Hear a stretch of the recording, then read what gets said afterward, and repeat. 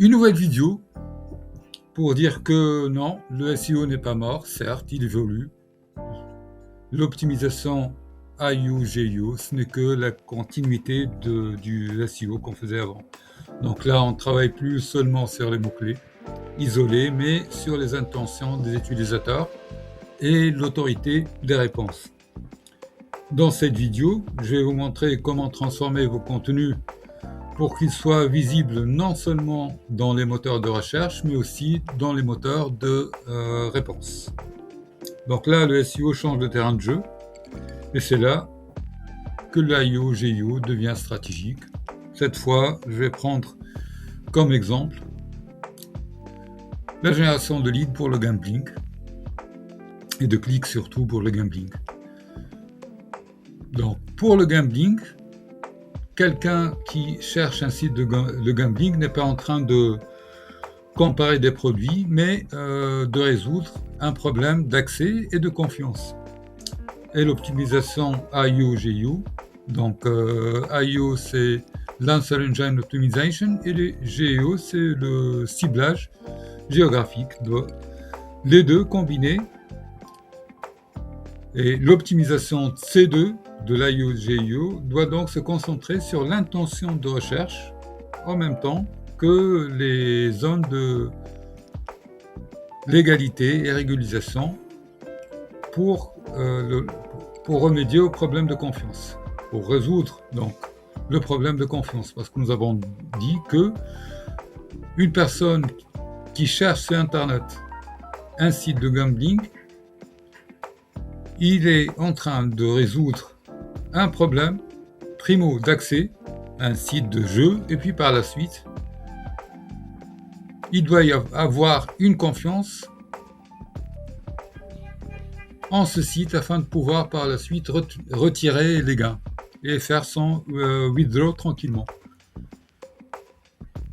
Le NCP par la suite, le Narrative Context Protocol, c'est un levier puissant pour transformer un simple cluster de mots-clés en ce qu'on appelle le hook narratif.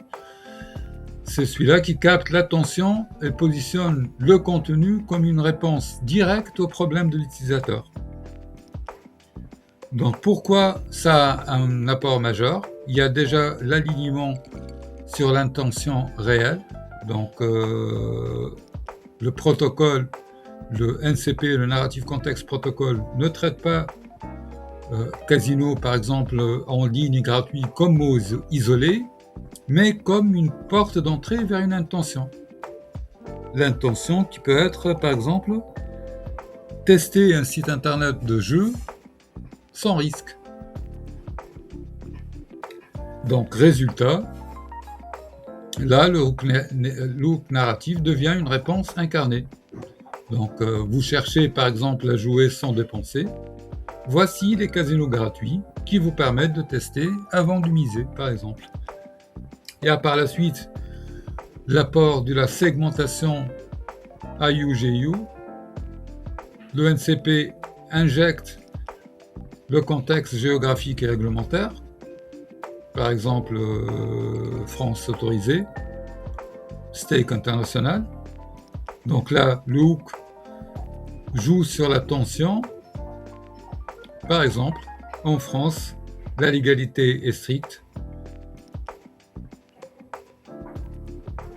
En Belgique, par exemple, l'accès est plus souple. Voici comment choisir son faux pas. Là, c'est pour aider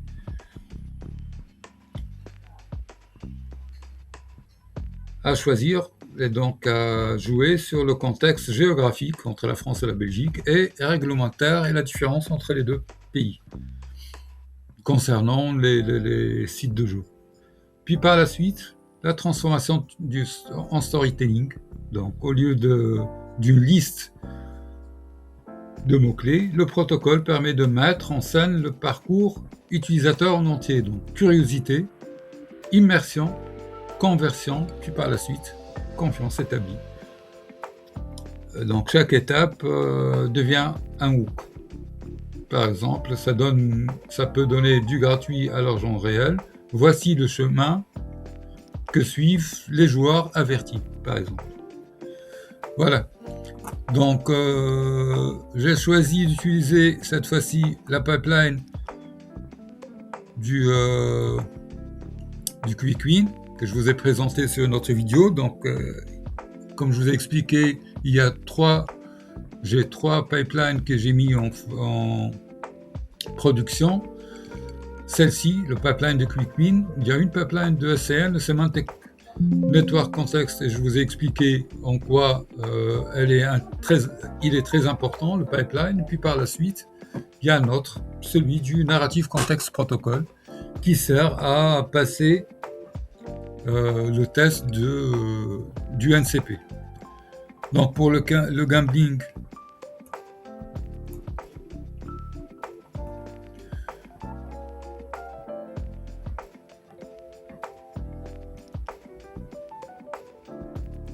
voilà, donc là, ce que je propose, c'est une refonte orientée à intention utilisateur pour réduire la cannibalisation, aligner le langage au marché, accroître la conversion. Les problèmes réels que j'ai observés sur le site du gambling que j'ai choisi à optimiser en IO-GEO, il y a une suroptimisation produit contre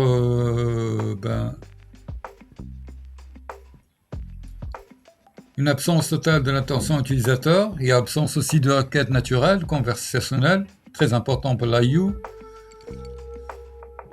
Univers lexical, décalé du marché. Quoi d'autre? Duplication du titre par rapport au H1. Donc, branding inutile pour le search, le H2. Il y a 34 pages en tout qui ciblent la même intention. Donc, dilution de vue. Les mêmes mots-clés. Il n'y a pas de ciblage clair pour qui, pour quel contexte, pour quel problème. Donc, j'ai commencé par la reconstruction du cocon sémantique.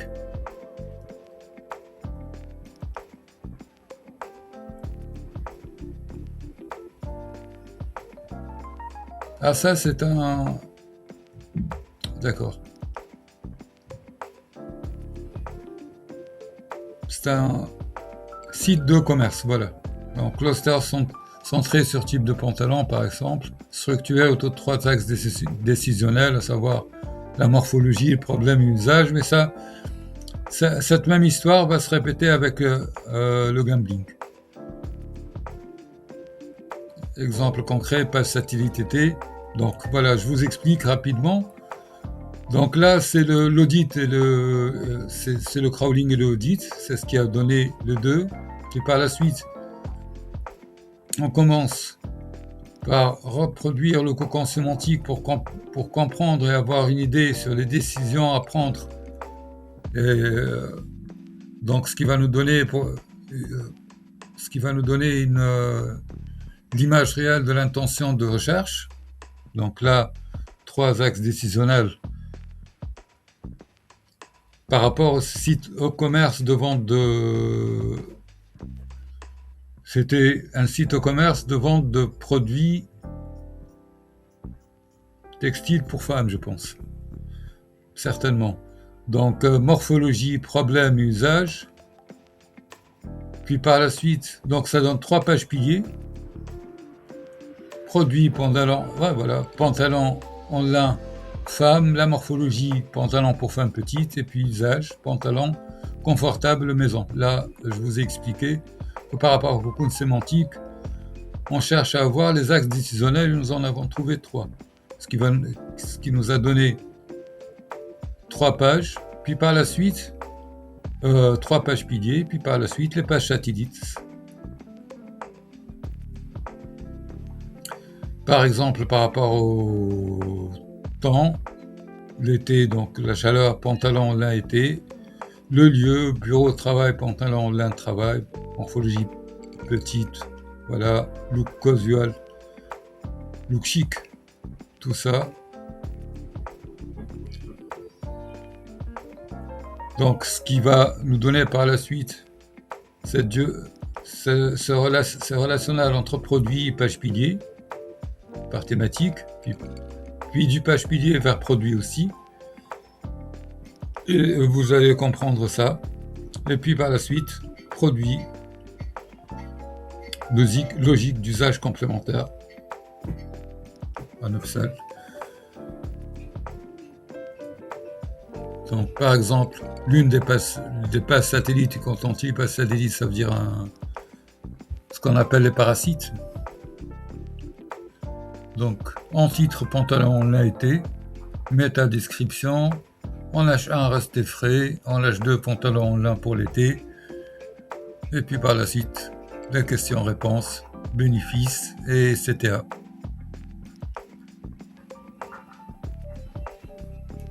Donc, si on passe à notre pipeline avec notre exemple aujourd'hui pour le gambling, donc avec cette pipeline, ce que nous allons faire l'inverse du SEO en fait. On commence pas par écrire, on va commencer par extraire la réalité indexable du site. Donc nous allons passer d'un site perçu comme catalogue à un site structuré, exploité par un moteur. On va passer à comment un moteur IA crawl un site, exactement. Pour savoir, pour sélectionner ce qui mérite d'exister sur le site et ce qu'on va éliminer par la suite. Donc on commence par le crawling avec un système de préqualification sémantique. La première fonction dans le script, elle va filtrer le bruit. On va éliminer bien sûr les assets, images, JS et CSS, le tracking, les pages techniques de checkout, de login, de API. Donc on va réduire drastiquement le graphe crawlé pour se concentrer uniquement sur les pages à potentiel SEO. Ça aura un impact direct pour les SEO déjà, afin d'améliorer les crawl budget, puis par la suite pour l'IO pour suppression du bruit qui pollue les entités, et pour les GIO, ça aide à éviter de générer des réponses sur des pages par exemple inutiles. Donc on normalise les URL. Donc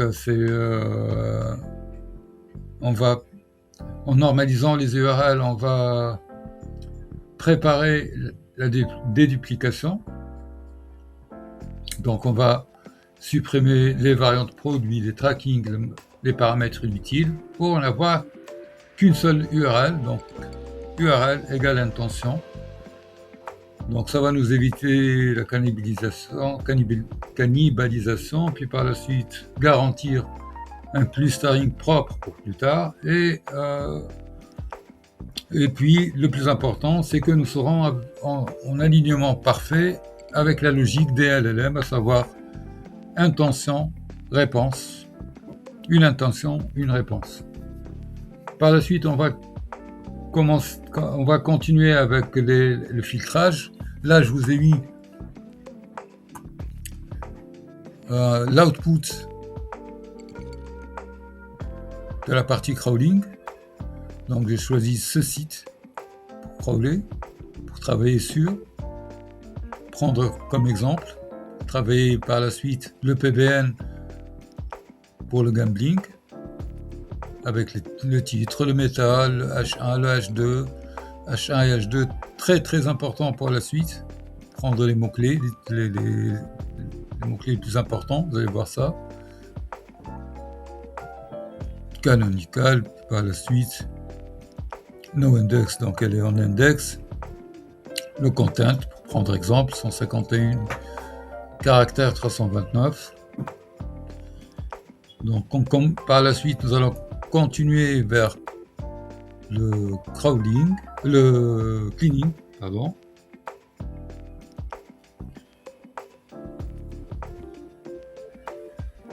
Pour pouvoir faire ça avec le premier script déjà,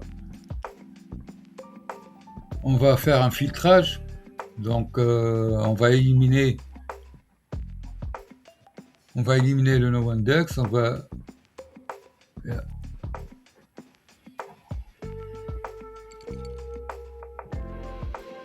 avec les contenus minimum.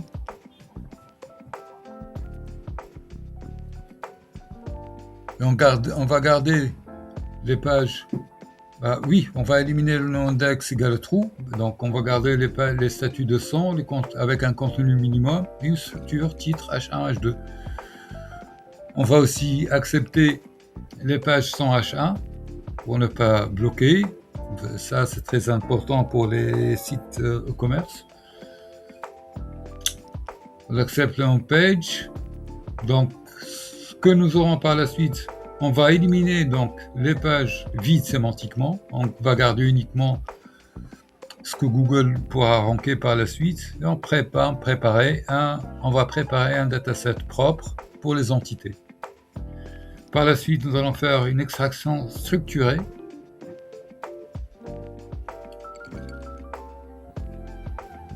Une extraction structurée, c'est exactement ce que Google dit. Donc là, nous aurons une base directe pour l'IO et une possible future génération en GIO, à savoir les questions-réponses. Le maillage interne réel du site internet, je l'ai fait tout simplement avec le script. J'ai cherché à récupérer uniquement les href en ignorant le JS, le one-click et autres. Donc là, ça va m'aider à reconstruire le vrai maillage interne, ce qui va m'aider à comprendre le cocon existant. Ça va être une base pour optimisation du linking et bien sûr la détection des hubs, des pages piliers implicites. Par la suite, nous allons intégrer la sitemap. On va l'exploiter pour avoir une couverture maximale et une priorisation naturelle des pages importantes. Comme résultat, donc, on va obtenir un output en CSV, un autre en JSON-L, avec un contenu structuré, des signaux SEO et une métadonnée exploitable. Ce qui va par la suite, cet output va devenir le input par la suite pour la classification et le clustering. Donc là, nous n'avons pas collecté des pages. Ce que nous avons fait, c'est sélectionner des actifs sémantiques exploitables. Donc on passe là au script 2, l'audit sémantique. Donc là, nous allons reconstruire le langage réel du site pour mesurer son alignement avec les intentions.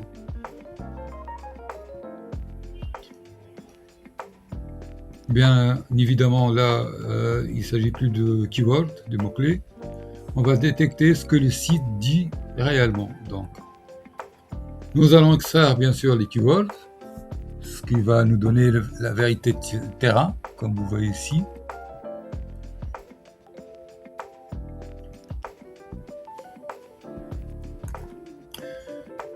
Bien sûr, ces keywords, je les ai extraits à partir du H1 et H2 parce que je pars du principe que le travail SEO a été déjà effectué. Le problème des sites aujourd'hui, c'est que les sites se sont arrêtés au niveau du travail du SEO, et c'est pour cette raison-là que les sites sont devenus invisibles et que la SERP n'arrête plus de changer. Et puis, comme je vous ai expliqué aussi sur les autres vidéos, il ne s'agit plus d'une page avec des liens bleus. Là, vous avez bien vu qu'il y a le snippet, il y a les résultats qui viennent à droite de la page. Donc, ce n'est plus une question de lien, de HTML, de ranking sur les 3 premières places de la SERP. Donc on va commencer, j'ai commencé avec ce script par extraire les keywords à partir des H1 et H2, ce qui va me donner un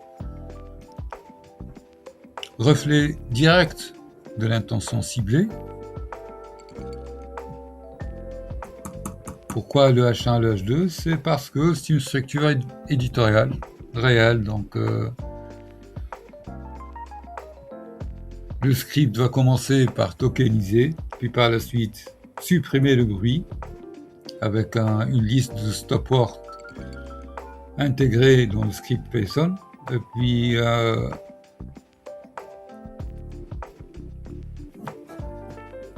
va calculer la fréquence, comme vous voyez ici, grâce à laquelle nous allons avoir le top word.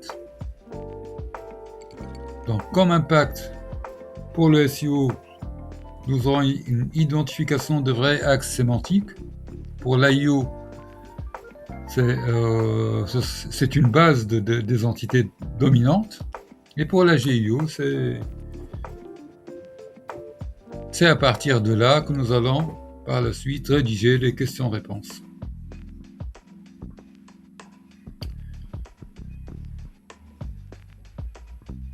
Donc les stop words ultra enrichis pour filtrer les mots courts avec un regex afin d'éliminer les mots fonctionnels, puis par la suite les termes commerciaux génériques et tout ce qui est bruit UX pour ne laisser que des mots à valeur sémantique. Donc grâce à ça, nous aurons une précision plus intéressante des clusters, fiabilité des densités, puis par la suite un NLP de qualité avec entité clustering.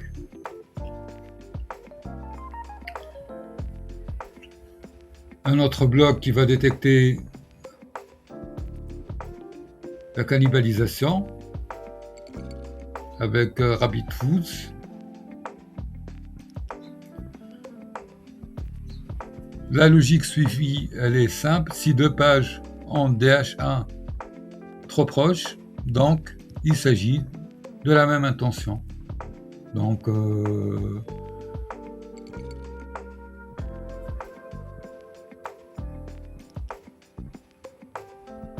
va définir le cluster de pages en concurrence interne sur le site. Comme impact, donc nous aurons une suppression du duplicate intent déjà, ce qui va par la suite nous éviter une confusion pour extraction de réponses. Et puis par la suite, ça évite que l'IA aussi, à part la confusion pour extraire une réponse, ça va éviter que l'IA mélange plusieurs pages pour une même question. Une page, une intention. Le script continue avec une analyse de densité pour un contrôle de dominance. Donc le poids de chaque mot-clé dans chaque page afin de savoir quelle page domine quelle intention. Grâce à ça, nous aurons un équilibre sémantique, une clarté des réponses extraites, et puis une cohérence des réponses générées. Top mots par page. Nous allons extraire les 5 dominants afin de préparer le clustering par la suite, et même ça sera la base pour le linking. Et ça nous permet aussi de détecter s'il y a des incohérences éditoriales. Output par la suite avec un URL, la structure, titre, H1, H2, volume, les tops de mots-clés, densité des keywords, et puis groupe de cannibalisation. Donc ce que nous avons ici, c'est une vraie matrice de décision. Les mots, les répétitions, il y a d'autres mots sur lesquels normalement nous aurons pu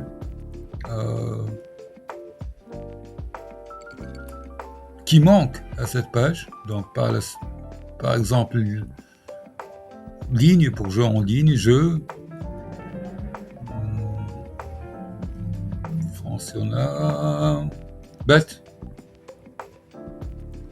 Folly, Magical, Spin, Slot, Argent surtout.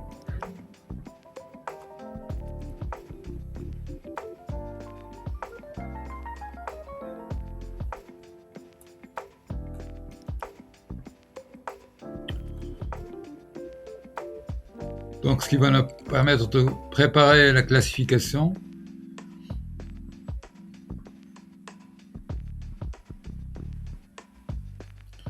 Et l'extraction des entités.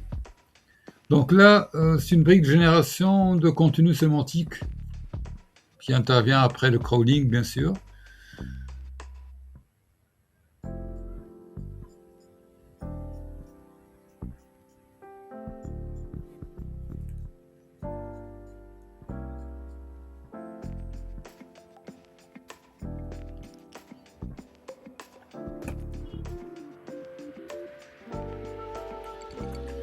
Pour passer par la suite à l'étape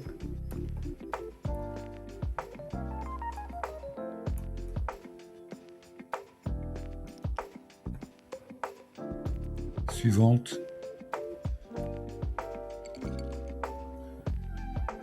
Donc, il y a la génération du cocon sémantique.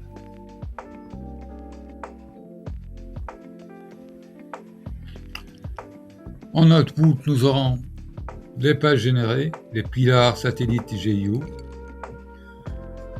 structure du maillage, scoring,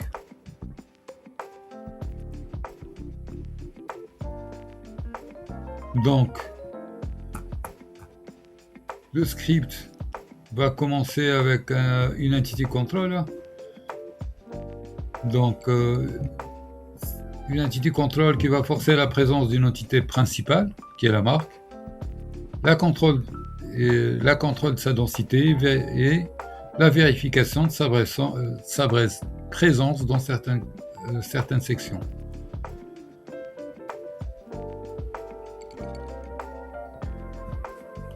Chaque marque sera citée au minimum 3 fois, avec une présence obligatoire dans le H1, dans l'intro et dans la FAQ.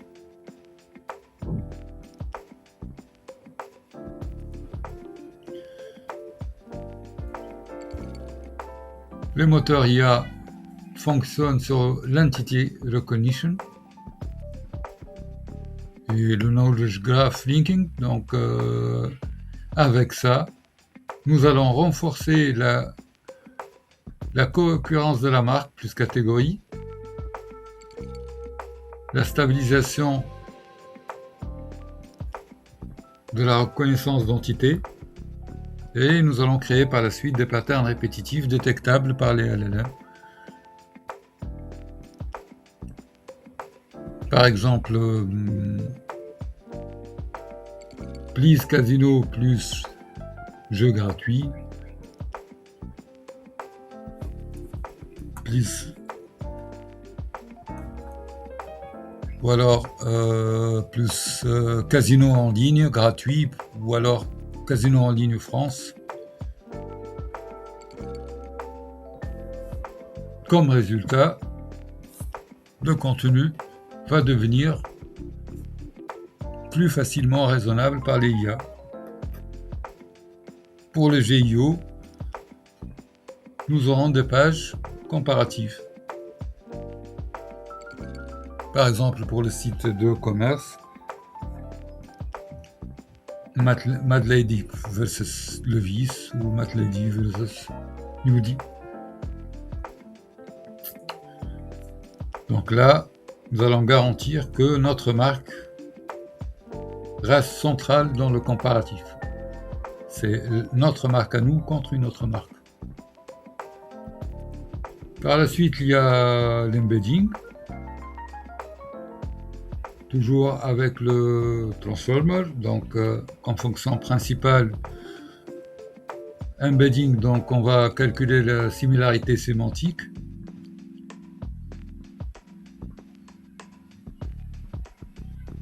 Ce qui va nous aider aussi à éliminer tout risque de cannibalisation. S'il a une similarité supérieure à 0,85,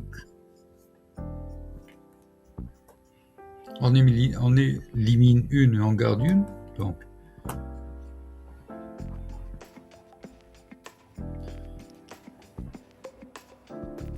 c'est que les moteurs de réponse, ils préfèrent avoir une page claire par sujet et non pas 10 pages similaires qui traitent sur le même sujet. Sinon, dans ce cas, l'IA ne saura pas quelle page citer. Et puis par la suite, c'est ainsi que le signal d'autorité se dilue.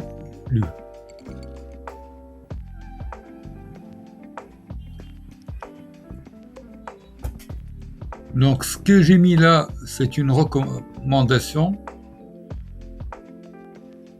grâce à l'API de l'agent IA, donc à qui je demande de me faire une recommandation.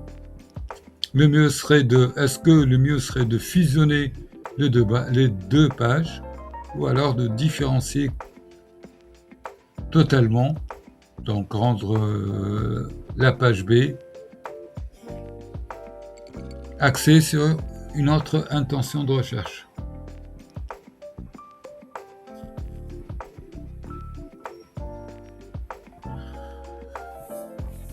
Par exemple, pour le GIO, ça va nous permettre d'éliminer, par exemple, Meilleur Casino sur Paris ou Top Casino sur Paris, ou Casino, et en même temps Casino recommandé sur Paris. Donc c'est quasiment identique. Ce qui va nous permettre par la suite de différencier avec, par exemple, Casino Free Spin ou alors Casino Fidélité.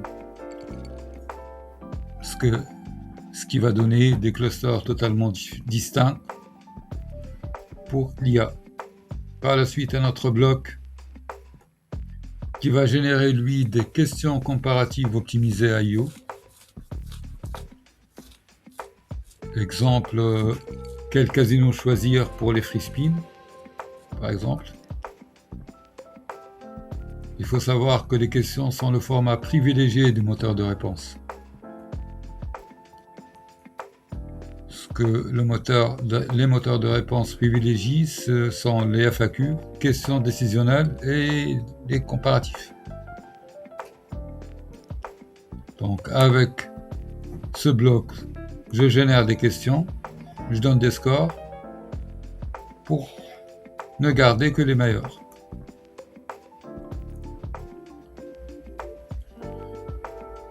Un autre bloc dans le script pour la SERP. Donc ce qu'il va faire, c'est qu'il va récupérer les 10 premiers résultats. Une fois récupéré, il va extraire les patterns de titres, des keywords fréquents, la structure SERP elle-même.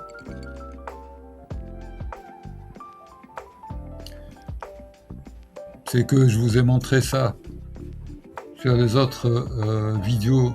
Les LLM utilisent souvent les patterns SERP comme source implicite. Donc là, nous allons aligner la structure du contenu tout en restant unique.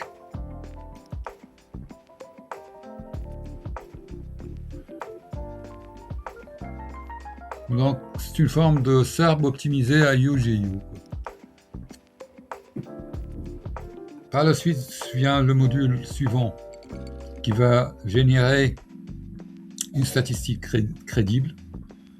Genre 88% des joueurs préfèrent aller sur un site tel que celui-là.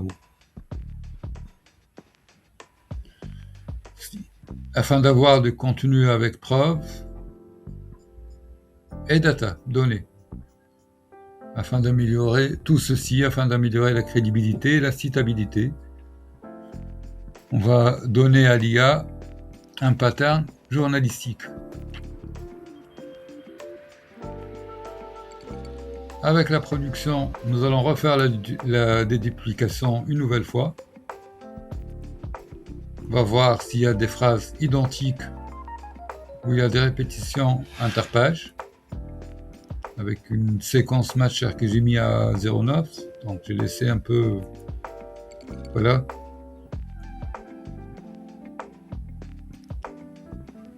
Donc il n'y aura jamais par la suite une vingtaine de pages avec les mêmes paragraphes. Grâce à ce bloc, je garantis ça même pour une production pour un site, pour du gambling qui demande beaucoup de sites satellites et de tiers 2 et de tiers 3. Par la suite, il y a un autre bloc que j'ai appelé Conversion Hook. Donc, ce bloc, qu'est-ce qu'il va faire? Elle va injecter des blocs marketing, par exemple offre limitée, stock limité, guide gratuit, qui seront toujours placés avant le dernier H2.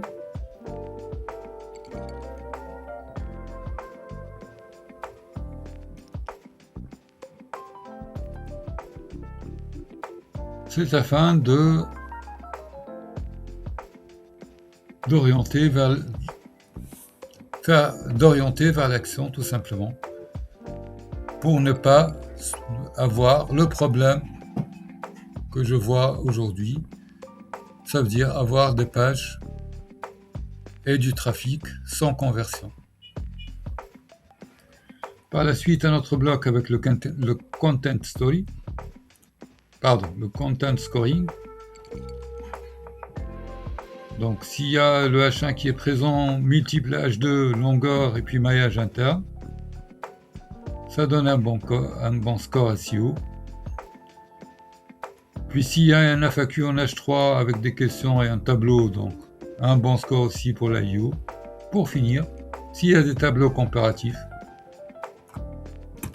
ça donne un score GIO optimal. Puis par la suite, score en conversion. C'est le score global.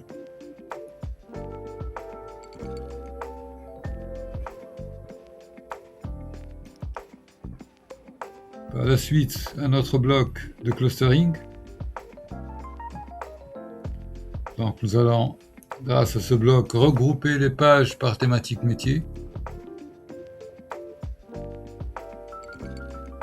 Genre casino en ligne, bonus casino, programme fidélité. C'est que les moteurs d'IA préfèrent cluster thématique plutôt que des pages isolées. C'est pour cette raison-là qu'aujourd'hui, par exemple, il ne faudra plus chercher à acheter des backlinks ou alors des backlinks à partir de...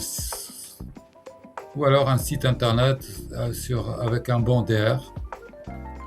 Ça ne ramènera strictement rien comme conversion ni comme optimisation de visibilité ou alors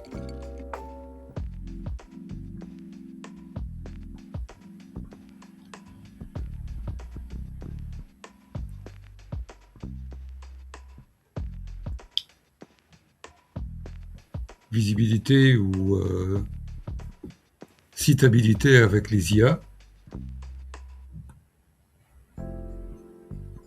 Pas de contenu isolé.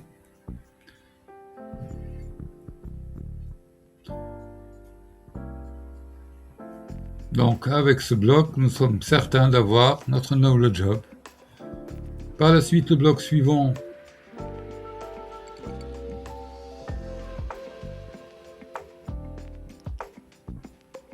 génération de pages piliers, la auto-génération de pilars, donc les pages piliers. Donc si un cluster n'a pas de page pilier, une page va être créée automatiquement. Donc pour chaque cluster, il y aura toujours une page pilier, une page autorité, en plus de plusieurs pages satellites. C'est le cocoon, sinon ça ne fonctionne pas. Par la suite,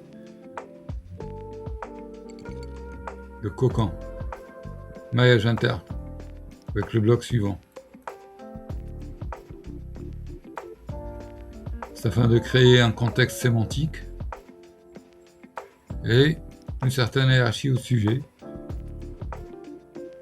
Donc le knowledge graph interne. Puis par la suite, la génération de contenu. Donc, là on construit le prompt. On appelle avec une API l'agent IA. On injecte les entités, les preuves, conversion. On valide la structure et le score. On valide avec la structure le score contenu. Donc là, on transforme tout le dataset en cocon sémantique optimisé IO-GIO. Ça va interagir sur 6 niveaux critiques.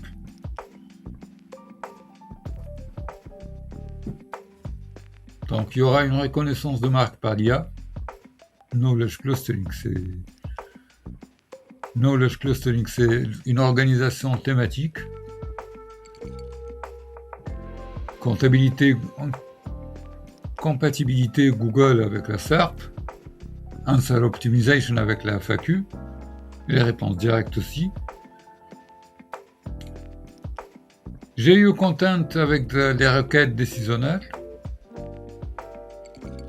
Et puis par la suite, ce que nous cherchons avant tout, c'est la conversion, à savoir transformer le trafic en lead. Donc là, ce script ne fait pas seulement de la génération de contenu, il agit comme un orchestrateur, on va dire, qui prépare les contenus pour 3 moteurs alternatifs, le SEO, les Ancient Engineers, le IO et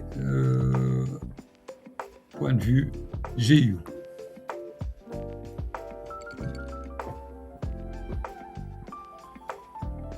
Par la suite, il y a un autre script qui va transformer les analyses issues du dernier que je viens de citer en document stratégique. Donc, plan d'action.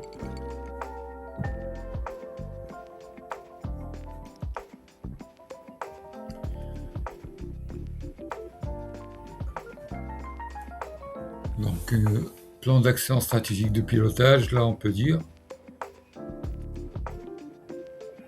Donc, le script, qu'est-ce qu'il va faire? Il va analyser les URL produits, les titres.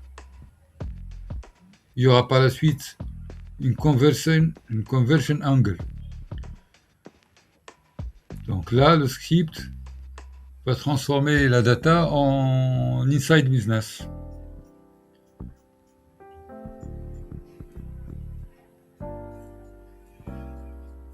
Par la suite, il va extraire les entités métiers,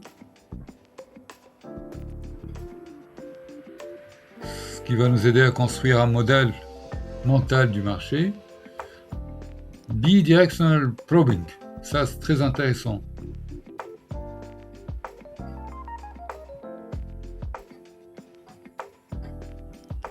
Donc c'est pour tester la perception algorithmique de la marque. Avec une API, nous allons, avec ce script, j'ai mis 2 API, donc Perplexity et OpenAI. Donc ça va dans les deux sens. Brand, entity, par exemple, quelle entité associée à la marque.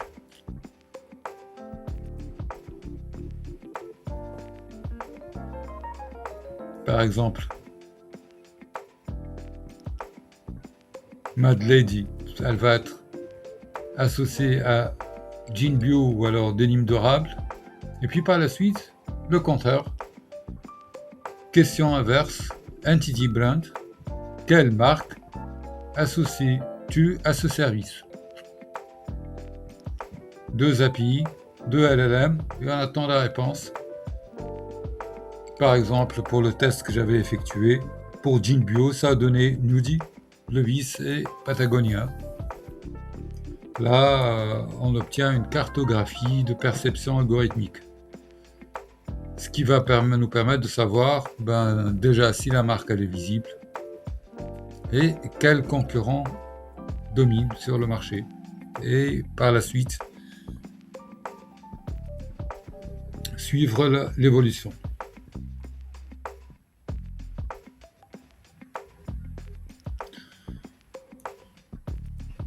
Par la suite, les 12 sections seront générées avec une synthèse stratégique, cartographie des intentions, résumé du PBN, le roadmap, 30, 60, 90, bien sûr, les checklists le checklist délivrable,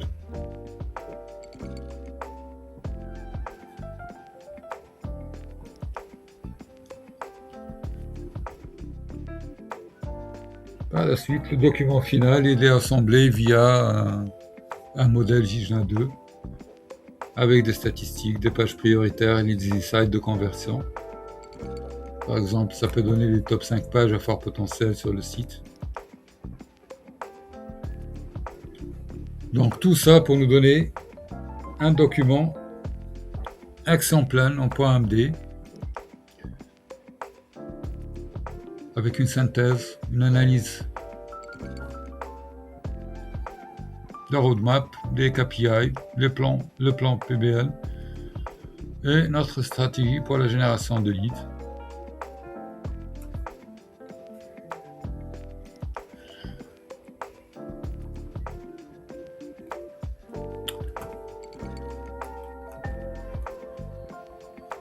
Un link vers produit, mais là, ça ne sert à rien de l'ouvrir parce que sur Miro, vous n'aurez que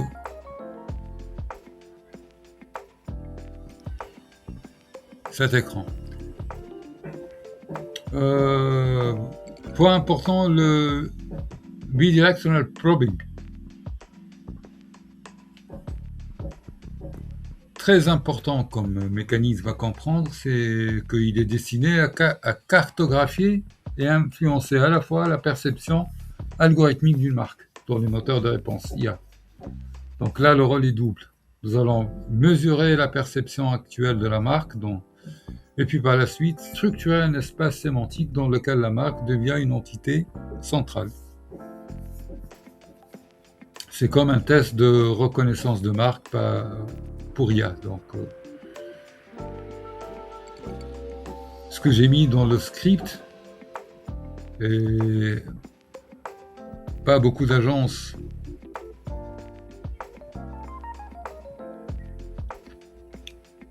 les agences ne font pas ça aujourd'hui, enfin la majorité. Là, j'ai vu une agence qui fait cela sur le marché australien. Donc j'ai mis un bloc dans le prompt qui sera envoyé à l'IA avec brand, le nom de la marque, l'entity source, les entités à partir d'un char H2, et puis instruction. Donc ça va nous servir, c'est un stimulus cognitif. Par la suite, le modèle doit produire les trois choses, brand entity, entity brand, et puis par la suite, combiner.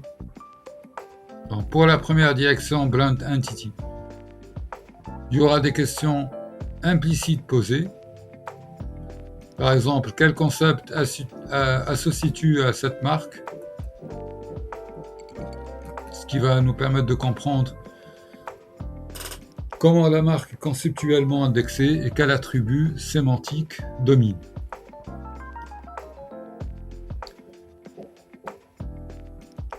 Si le modèle, par exemple, répond pour Mad Lady, répond jeans et vêtements, c'est que la marque n'est pas encore positionnée clairement puisque c'est une marque de vêtements et non pas de jeans. Donc, par la suite, entity brand, la question inverse, quelle marque associes-tu à ce service?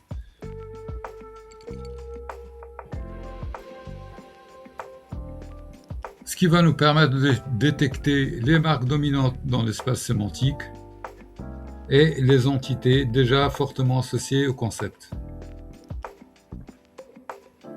Donc là, ça nous permet d'identifier le graphe concurrentiel tel que perçu par les IA, entre autres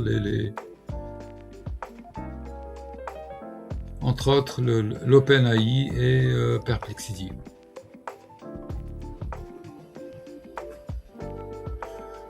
Troisièmement, une liste combinée d'entités et de marques afin de créer une carte sémantique, puis par la suite continuer. Donc c'est très important et très intéressant. Pourquoi ? Parce que les moteurs de réponse fonctionnent principalement sur les graphes de relations et les patterns de citation. Donc un LLM construit une réponse en activant des clusters conceptuels. Si une marque apparaît dans un cluster, donc elle devient une réponse probable pour l'IA. Ce que permet le bidirectional probing, brand entity, entity brand, puis les deux combinés, ça permet d'identifier le cluster, identifier les acteurs et puis par la suite injecter la marque dans ce cluster.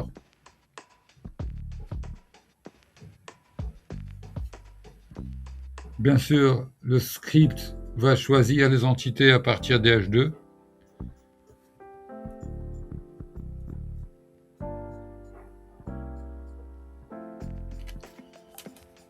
Pour la simple raison que ce sont les entités qui structurent déjà le contenu du site. Et ainsi, le probing va être basé sur le champ sémantique réel du projet.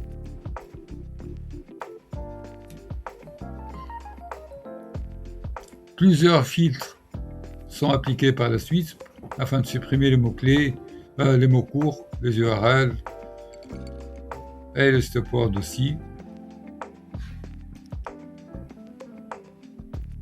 afin d'éviter les duplications. Si on veut voir le rôle stratégique du probing maintenant,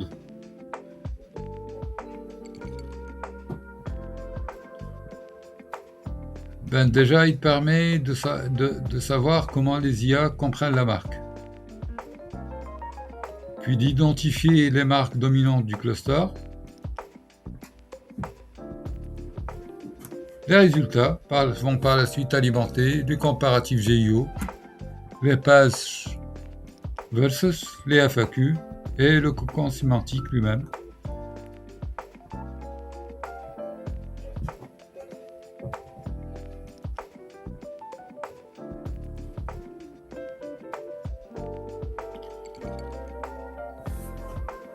Comme influence, pour comprendre encore plus pourquoi on fait cela, c'est que les LLM apprennent par pattern répété. Si un cluster contient souvent ces mêmes patterns, donc le modèle va progressivement associer notre marque à ces entités. Et c'est ce que nous cherchons à créer à travers ce pipeline. Donc comme d'habitude, à chaque fois je vous explique pourquoi j'ai dit que 95% ce n'est pas du contenu, et c'est pour cette raison-là que les sites sont invisibles aujourd'hui. C'est que le travail déjà effectué, ça a porté uniquement sur les mots-clés, le contenu, les backlinks, mais jamais sur la perception cognitive des IA. C'est le knowledge graph, donc là, le but n'est plus de ranker, Le but est surtout de créer un sentiment d'inévitabilité autour de la solution proposée.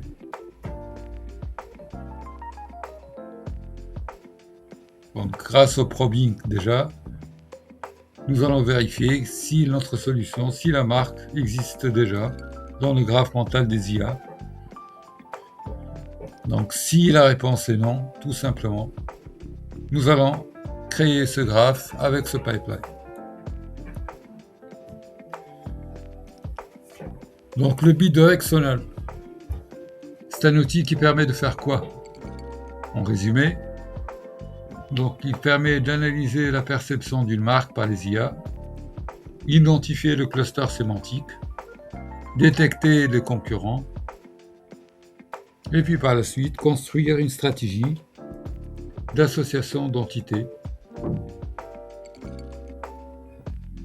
C'est ce qui nous permet de passer du travail du SEO traditionnel à l'inception engineering.